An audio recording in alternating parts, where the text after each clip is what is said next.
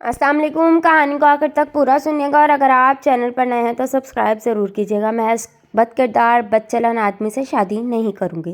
दानिया की चीख घर में गूंजी और सबको साफ सूंघ गया। आवाज़ ड्राइंग रूम में भी साफ सुनाई दी और वहाँ बैठे सभी लोगों का चेहरा उतर गया, खास कर वासिक का। माँ ने उसका मुँह पकड़ा। चुप। मैं क्यों चुप हूँ?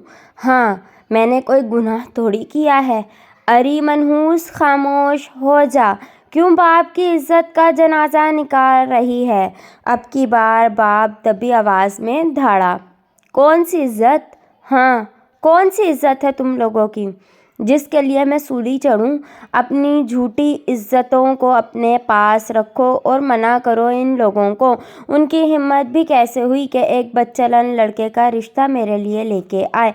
लड़के कौन से बदचलन होते हैं जो मुसलसल उसे बदचलन बोले जा रही है? क्यों क्यों बदचलन नहीं है? वो सारे ख़ानदान में, पूरी यूनिवर्सिटी में किससे मशहूर थे उसके। इस नापाक लड़के से क्यों करूं मैं शादी? मुझे कोई सेकंड हैंड लड़का नहीं चाहिए जब मैं खुद सेकंड हैंड नहीं हूँ।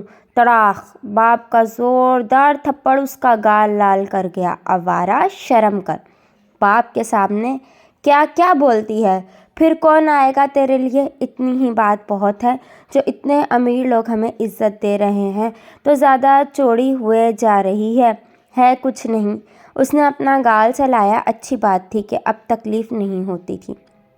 शायद बचपन से लेकर आज तक इतने थप्पड़ खाए थे कि अब गालों ने तकलीफ़ महसूस करनी ही छोड़ दी थी।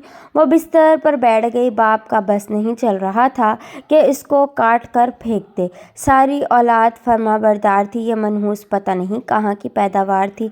अचानक कदमों की चाप सुनाई दी और वासिक की माँ कमरे में दाखिल हुई।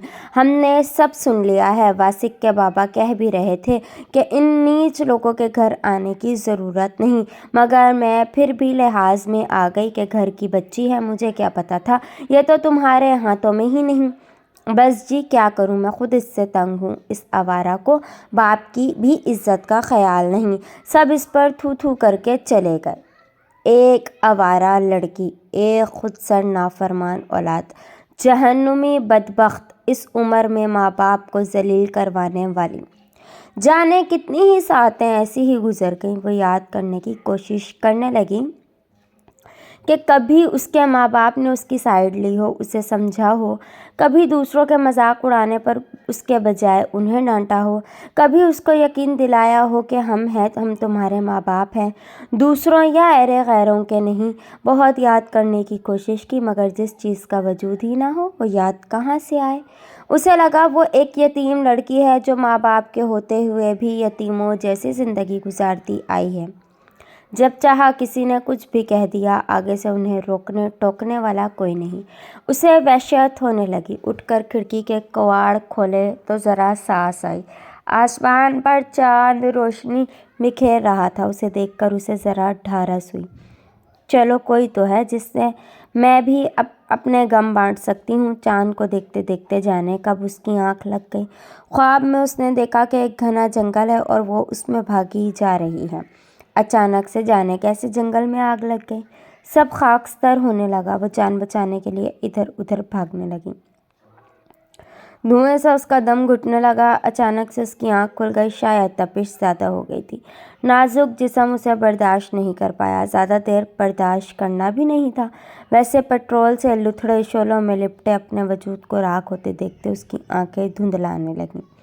धुएं के उस पार उसे अपने बाप और भाई का चेहरा दिखाई दिया। इत्मीनान भरा चेहरा। बहुत कर ली अपनी मनमानी, बहुत उछाल ली हमारी इज्जत, अब मज़ीद हमारी रुसवाई नहीं होगी। उसकी आंखें खुली रह गईं। उसमें बाप और भाई का चेहरा नक्श हो गया किसी नागिन की तरह। कहते हैं नाग या नागिन को कोई मार दे तो वो अपने जोड़े की आंखों के अक्स से कातिल तक पहुंच जाते हैं, पर यहाँ कोई उसके कातिल तक नहीं पहुंच पाएगा, चाहे उसकी आंखों के नक्श देख भी ले।